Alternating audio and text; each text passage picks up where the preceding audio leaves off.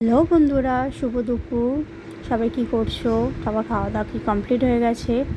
এই দেখো, এটা হচ্ছে 6ই এপ্রিল। আমাদের এখানে ছিল আমাদের এখানে কেন, সব জায়গাতে রামনবমী ছিল।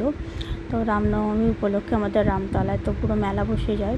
তো ভোর থেকেই দেখো চারদিকে দুপাশারই বিভিন্ন দোকান সবাই লাগিয়েছে। এনারা একজন অনেক দূর থেকেই আসে, কেউ তমলুক থেকে এসে, কেউ আমতা থেকে, বিভিন্ন জায়গা থেকে আসে।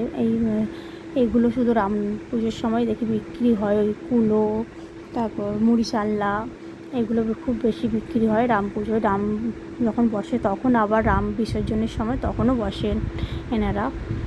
তো দুপুরবেলা বলে এই সময় রাস্তাটা একটু খুবই ফাঁকাই ছিল, মন্দিরের ভেতরেও ফাঁকা ছিল। সেই ভিডিওটা আমাদের দেখিয়েইছি।